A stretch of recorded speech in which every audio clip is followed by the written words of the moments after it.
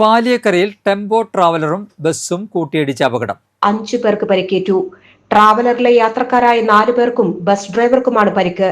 ഇതിൽ ബസ് ഡ്രൈവർക്കും ട്രാവലറിലെ യാത്രക്കാരനും ഗുരുതരമായി പരിക്കേറ്റു. ഇവരെ തൃശൂരിലെ സ്വകാര്യ ആശുപത്രികളിൽ പ്രവേശിപ്പിച്ചു.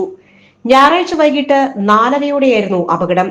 മടവാക്കരയിൽ നിന്ന് ഇഞ്ചക്കുണ്ടിലേക്ക് പോയിരുന്ന വിവാഹ സംഘം സഞ്ചരിച്ച ബസ് യു ടേൺ തിരിയുന്നതിനിടെ ട്രാവലറിൽ ഇടിക്കുകയായിരുന്നു. അഹമ്മദാബാദിൽ നിന്ന് ഗുരുവായൂർ ക്ഷേത്രത്തിലേക്ക് പോയിരുന്നവരാണ് ട്രാവലറിൽ ഉണ്ടായിരുന്നത്. നെടുമ്പാശ്ശേരി എയർപോർട്ടിൽ നിന്നാണ് സംഘം ഗുരുവായൂരിലേക്ക് പോയത്.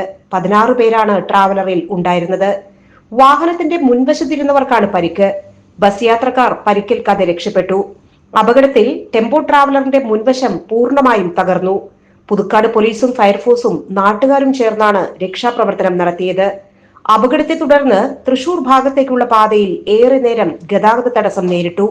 അപകടത്തിൽപ്പെട്ട വാഹനം ക്രെയിൻ എത്തിച്ചാണ് നീക്കിയത്.